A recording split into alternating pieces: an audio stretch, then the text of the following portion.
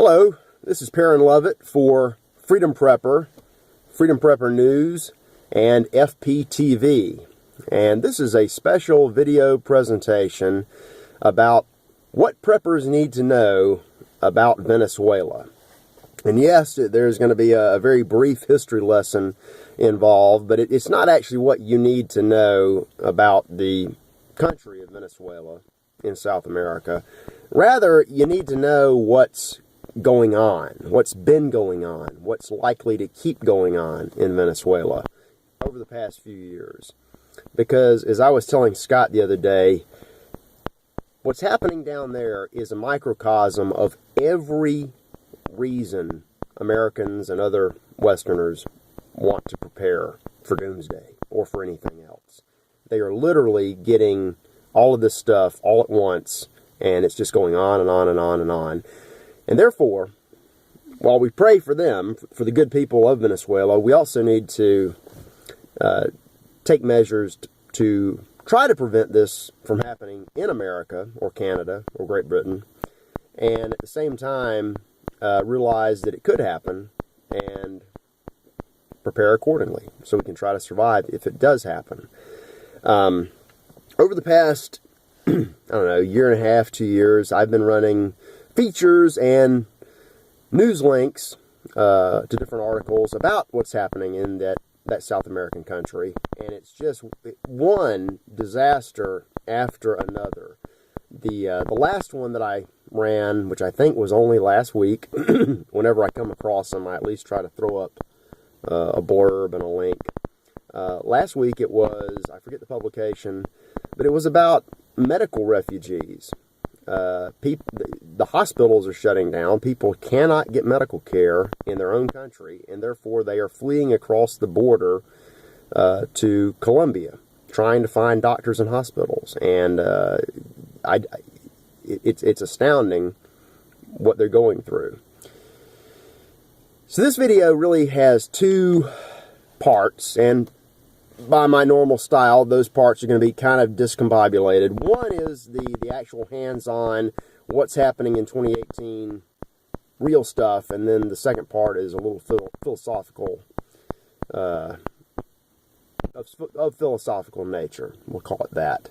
But first, a little history lesson about Venezuela.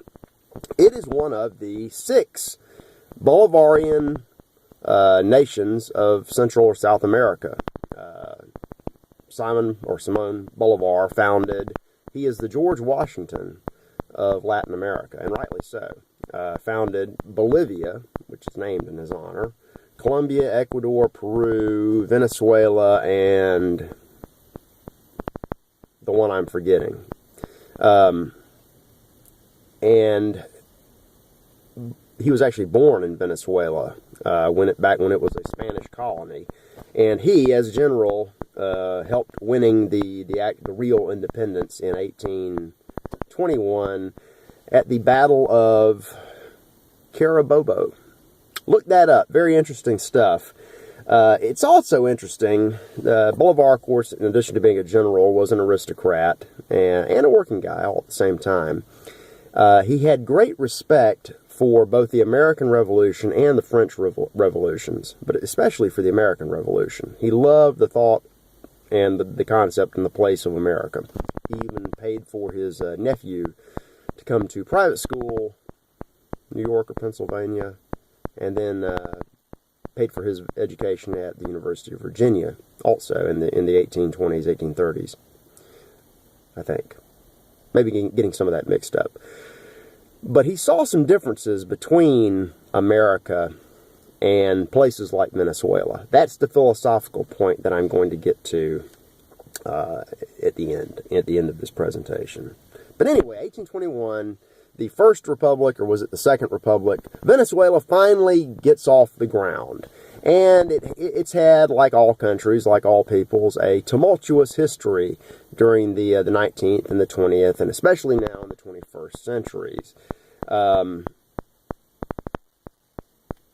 Up until recently, it's kind of hard to explain this without cheating and pulling up Wikipedia and going down their history. I guess the 70s, 80s, the 90s, there were many problems in Venezuela, but things for the people were improving. The economy was improving, opportunities were improving. They were getting to be the go-to place in South America. Other countries in South America were very jealous of them. They were up and coming. They were a rising. You can't call them. They were about to enter the first Western world of modernity. A very prosperous, rising nation. And then this century, the past couple of years, things have just taken a complete nosedive. And I don't want to say they're getting what they paid for, but they're getting what they paid for. When you embrace socialism, communism, really any kind of heavy-handed stateism, you're going to get a disaster. All you got to do is ask the Russians, the former Soviets, ask the poor people, the peasants in the fields or the factories of China. Ask Germans, ask Italians, ask anybody who's ever experimented with big government central planning, central control, and they'll tell you it's a total failure, and it's a painful failure. And that's what the people down in Venezuela have embraced. First it was with Hugo Chavez, the past president, who made a lot of changes. And under him, when he first started out, things were still pretty good. I remember a few years ago, or maybe it's more like 10 years ago, up in the Northeast, we had a particularly harsh winter, and this was during the Great Recession. Poor folks in New England didn't have home heating oil, and Chavez of Venezuela, a big oil-producing country, actually sent shiploads of free home heating oil to New England. Now, if this was a political stunt or gesture, it could have been, but the people certainly appreciated the free oil. Chavez had his differences with the the W administration, and then when was it? I guess it was under the new administration of Nicolas Maduro. A great name for a cigar, by the way. Oh, and by the way, Bolivar is the name of a great Cuban cigar. The Bolivar Bellicosa Fino. But I digress, as I frequently do, and I warned you about that. Under Maduro's, this was 2016, 2015, not long ago, the Obama administration designated Venezuela under Maduro as a threat to the national security of the United States. Why? Various reasons, none of them very compelling. The U.S. government, bordering on that socialism, that statism, it doesn't do things for compelling reasons.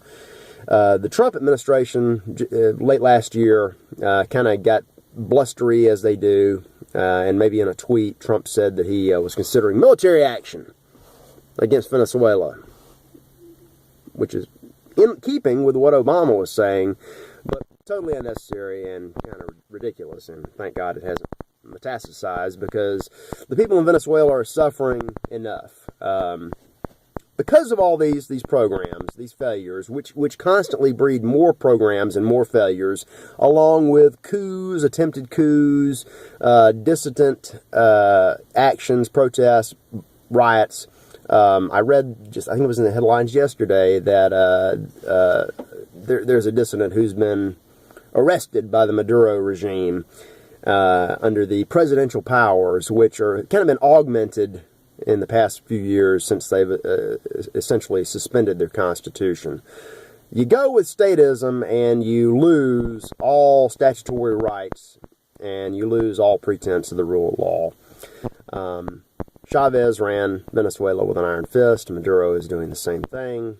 An interesting point about Chavez, Venezuela actually has what is deemed a citizens' militia. It's about 600 or so thousand men and women, private citizens, who are there to support, back up the army and the regular armed forces. It was founded about 10 years ago by Chavez, and it's a great concept. They're much more organized than their counterparts in the 50 American states. But They also, it is suspected this is a private presidential police force, basically, and a large one, which all feeds into the disruption that you get from statism, which leads to things like Venezuela being the most murderous country on Earth in 2015. And it is one of the the rotating murder capitals of the world. You also have power outages. All the things that we talk about prepping for, you see in Venezuela. Power outages to the point where hospitals can't operate, to the point where schools have to shut down, factories shut down because they can't operate. There's no electricity. Now, in most parts of the country, you do get the power back on eventually. They're unsure how long it's going to last, but you can't operate like that in a school, factory, hospital, and that's why they're closing down. People are losing jobs. Teachers are going on strike. Everybody's striking. People are taking to the streets. They riot. The army is in the streets constantly. And like I said, there's a lack of medical care. There's a lack of food. I look around Freedom Prepper and other prepper sites, and you know, one of the main scare pictures that preppers put up is the empty supermarket shelves. Yeah, you better get your canned goods because there won't be any food left. 3 days. That's 3-day supply of food in the grocery store. That's actually what has happened in Venezuela. There are real pictures of their supermarket shelves totally empty. It's not a scare tactic. It's not conjecture. This is what really happens. You will run out of food. We've had links to stories of people resorting to eating their pets. If you're not a hunter, you will be when there's no food left and you've already eaten your pet. Your dog is gone, and you've got to go out and find some small animal to club over the head. People are eating rats. It's that bad, and this is one of those proud countries where the strong man, Chavez, Maduro, whoever's next, won't allow foreign aid in, or he won't allow it in from certain countries. Because they've essentially sided against the United States. The U.S. has sided against them for no reason. And so the biggest, closest supplier of emergency relief, us, is kind of shut off. Neighboring countries do their best to help. But as I said when I started out with history lesson, Venezuela was the up-and-coming, the rich country down there. And they kind of frowned upon and laughed on their poor neighbors, to include everybody: Brazil, Peru, Colombia, especially Colombia, with all the drug problems. And now the Venezuelans are fleeing to those countries, especially to Colombia. And while the people of Colombia are good people, they want to help out, they remember those sneers and the condescension, and it's not payback, but it's not pretty. None of it is pretty down there. I need to find, I'm sorry I've rambled. It's a cold morning here. I did 3 or 4 takes of this before I got this stellar thing going. I'm going to try to, in the written portion, or down in the description below, link a few of the bigger stories if I can search them out from the past year. All you got to do is go to Google and type in Venezuela, look at the news. It's just crisis after horror story. And it's all due to socialism or statism, which we have a problem in America of embracing. They don't call it communism. I call it communism. I call it socialism. I call it out. Most people don't, though. They just think it's getting things done, the people's business. And people fall for it. Educated people, good, honest, hardworking people fall for it all the time. Today is March 14th. Our young people, our kids, the ones that aren't on spring break right now, are going to be walking out of class today in favor of gun control. One of the planks of Marx's communist takeover that you've got to have. You've got to have arms control. You've got to ban the people from having guns. And everybody's talking about gun control. Little common sense, just, reasonable restrictions that nobody could object to. one after the other, just like in Venezuela, one program after the other, until it totally collapses, until we have a total ban on guns. You got to stop it at some point, and the earlier you do, the better. And that leads me to the final philosophical thought about Venezuela and what preppers can learn. Bolivar, the great admirer of the American Revolution and the American Republic, saw a critical difference between the Anglo nation of America and South American countries, Spanish mixed countries. America is not, or was not, a nation of immigrants. It was not a melting pot where anybody could come and become an American. That's a 20th century lie made up by globalists who hate you and want to destroy your country and are doing a damn good job at it. America was an Anglo extension. It was an extension of Great Britain, a colony made up of Englishmen with the rights of Englishmen under the English Constitution, the Magna Carta, the common law. All of that Greco-Roman, Germanic, Anglo, Scottish law and tradition wrapped up, culminating in America. The Spaniards in South America didn't have that because they were already becoming a mixed culture, a melting pot, if you will.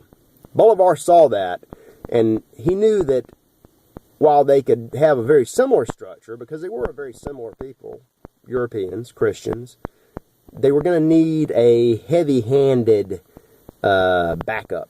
You would need a strong man to keep people in order. The English really didn't need that. The English king, who technically, the English monarch, has unlimited power, but very rarely uses it, even in the worst circumstances. The English people are pretty much self-governing and have been for centuries. Not so much with other people of the world. I'm talking about people from Spain, from the continent. When you talk about people from other parts of the world, it gets much worse. And that's why you always have a strong man, what Ayn Rand called the Attila and the witch doctor factor in second and third world countries. The same countries that our globalist friends want to import people from to America. So that's something else to keep an eye on. If you don't want to go the way of Venezuela, don't embrace socialism, communism, and don't embrace globalism, which might actually be worse. But be aware that it could happen here. Given at any given time, it kind of looks like it is about to happen here. But if it does, then there are ways that we can survive it. I know I'm getting really close. I've got a red light flashing now. I must be getting close to time. So I'm going to try to find prepper survival stories from Venezuela and put those up next. Check the links in the description below. Check in with FP Today, FP News. And I will see you Friday with Prepper News Weekly.